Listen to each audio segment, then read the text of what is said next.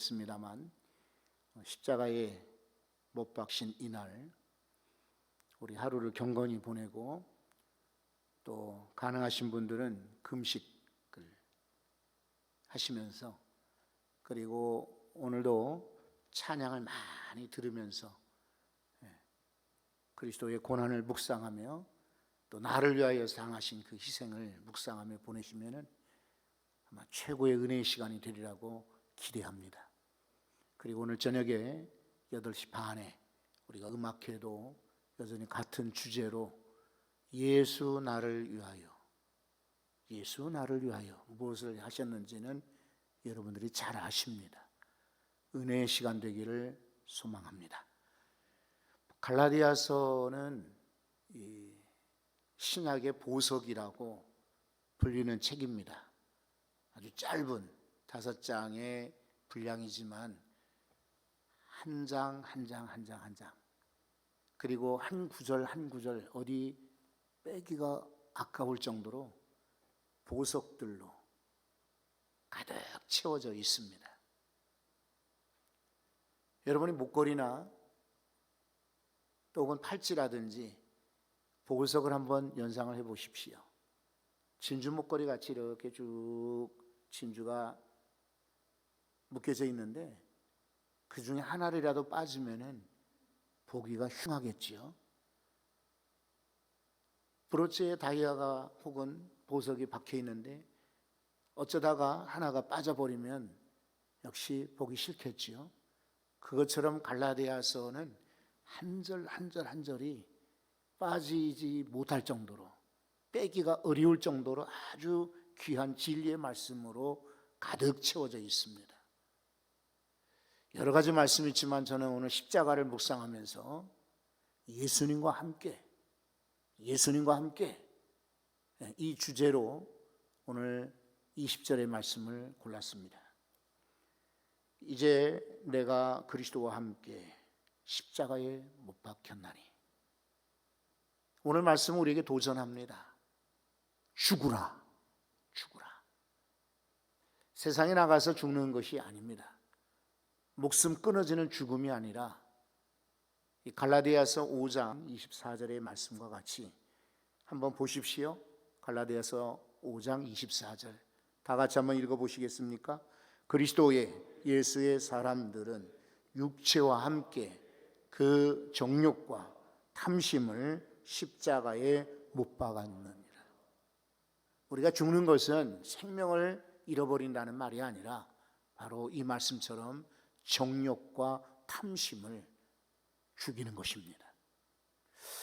우리 속에서 세월이 많이 가도 나이가 많아져도 오랫동안 신앙생활해도 그리고 정말 일평생 경건의 인생을 살았다라고 자부할지라도 그래도 끊임없이 따라오는 것이 있습니다.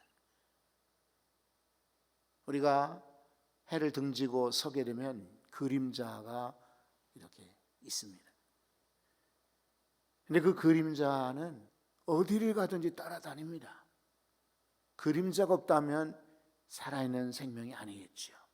죽으면야 그림자가 없어질지 모르지만은 살아있는 동안 우리가 어디를 가든지 그림자는 붙어 따라가게 됩니다. 죄는 그림자와 같습니다. 정욕 그림자와 같습니다. 탐심 그림자와 같이 우리가 아무리 노력하고 있어도 따라다니게 됩니다. 그래서 오늘 바울 사도는 십자가에 못 박혔느니라, 죽으라 라고 우리를 향하여 도전합니다. 죽어야 살기 때문입니다. 죽어야 그 다음에 부활을 경험할 수 있기 때문입니다. 예수님께서도 돌아가셨어요. 죽으셨기 때문에 결국 살아나셨던 거예요. 우리도 오늘 그리스도와 함께 죽으라. 십자가에 우리의 정과 탐심, 욕심들을 다 못 받고 나를 죽이는 오늘 금요일 될 수 있기를 바랍니다. 두 번째는요, 살라라고 우리를 향하여 도전하고 있습니다. 언제는 죽이고 언제는 살라고요? 여기 죽인다는 말은 말씀드린 것처럼 탐심이나 욕심이나 죄는 죽여야 되지만은 다시금 그리스도와 함께 살라라고 말씀하고 있습니다. 이 세상 사람들은 자기가 머리가 똑똑하고 자기가 경험이 많고 자기가 힘이 있고 능력이 있고 최소한 나는 가지고 있는 재산이 있기 때문에 나 혼자도 산다라고 그렇게 자부하고 살지 모릅니다. 그러나 그리스도 예수의 사람들은 나 혼자 사는 인생이 아닙니다. 그리스도와 함께 사는 것입니다. 다시 한번 오늘 말씀 20절을 보십시오. 그런즉 이제는 내가 사는 것이 아니요, 그 다음 구절 읽어보실래요? 오직 내 안에 그리스도께서 사시는 것이라. 나는 살아있지만은 나 홀로 사는 것이 아닙니다. 내 안에 누가 살아계신다고요? 그리스도가 살아계시는 것입니다. 그래서 우리는 말할 때 그리스도와 함께 말합니다. 우리는 생각할 때 그리스도와 함께 생각하게 됩니다. 우리가 행동할 때 그리스도께서 인도하시면서 함께 동행하는 것입니다. 여러 차례 우리가 비슷한 말씀을 이미 나눈 적이 있습니다.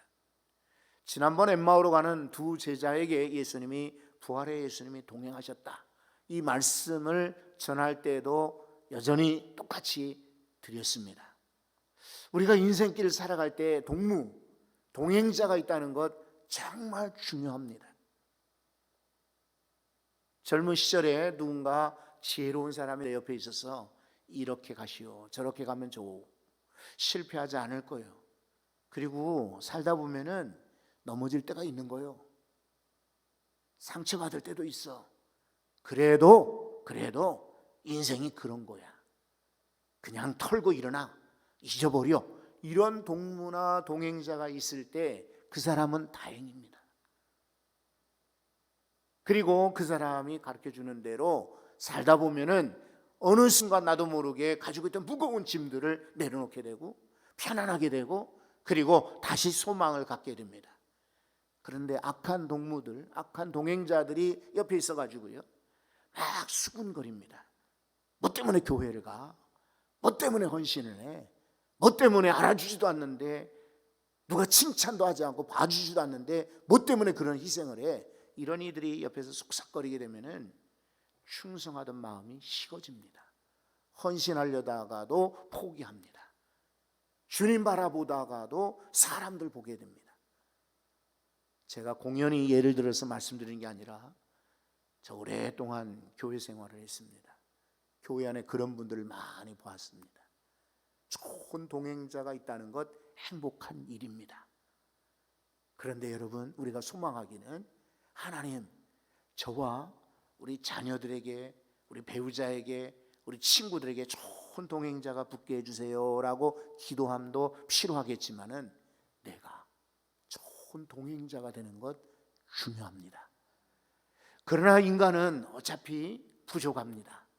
아무리 내가 애를 쓰고 좋은 동행자가 되리라 각오할지라도 여전히 우리는 나도 넘어지는 걸요, 나도 실패하고요, 나도 잘못되기가 쉽습니다. 그런 거로 그리스도께서 만물의 주장자가 되고 주관자가 되시고 운행자가 되시고 역사를 주장하시는, 경륜하시는 우리 주님이 나와 함께 계신다면 우리 실패하지 않을 겁니다. 실패해도 일어날 수가 있습니다. 그리스도와 함께 살라. 여러분, 혼자 사신다고 외롭다고 여기지 마십시오. 여러분 속에 그리스도께서 함께 거하시면 복될 줄로 믿습니다. 세 번째 도전은 죽고 살되 이제는 믿음 안에 살라. 갈라디아서 3장 20절에서 다시 한번 뒷부분 말씀을, 2장 20절의 본문 말씀을 뒷부분을 보겠습니다. 자, 이제 내가 육체 가운데 사는 것은 나를 사랑하사 나를 위하여 자기 자신을 버리신, 그 다음 구절 읽어주십시오. 하나님의 아들을 믿는 믿음 안에서 사는 것이라. 아멘. 이제는 살되 내 욕심대로 사는 것 아닙니다. 내 계획대로 사는 것 아닙니다. 내 정욕대로 사는 것이 아니라 믿음 안에서 살라라고 도전하고 있습니다. 여기 믿음 안에 산다 이 말은 과거형이 아닙니다. 나 예전에 믿음 안에 살았다가 지금은 포기했어가 아니에요. 그리고 미래형도 아닙니다. 이제 앞으로 나는 믿음 안에 살 거야. 그거 아닙니다. 인간이 약하기 때문에 아무리 결심을 해도 넘어지기 때문이죠. 이 말씀은 현재 진행형이에요. 지금도 여전히 믿음 안에 살라라고 우리에게 요청하고 도전하고 있습니다. 1871년도요. 지금부터 약 150년 전에 미국의 시카고에 유명한 부흥사 목사님이 계셨습니다. D.L. 드와이트 무디 목사님이었습니다. 이분이 시카고에 교회를 개척을 하고 그리고는 매일마다 저녁 시간에 부흥회를 열었습니다. 그날도 한 주간 내내 월요일부터 토요일까지 우리처럼 5일이 아니라 6일 동안 부흥회를 열어요. 그리고 주일날 초청하는 거예요. 자, 그런데 이 목사님이 성경을 어디를 읽었느냐면 마태복음 27장을 읽었습니다. 여기 제가 하나 골랐으니까 한번 보십시오. 22절 빌라도가 이르되 그러면 그리스도라 하는 예수를 내가 어떻게 하랴? 그들이 다 이르되 십자가에 못 박혀야 하겠나이다. 우리가 아까 영화에서 봤듯이요, 머리가 다 벗겨진 머리를 빡빡 깎은 빌라도가 앞에 섰습니다. 그리고 저 기둥 뒤에는 빌라도의 아내가 지켜보고 있습니다.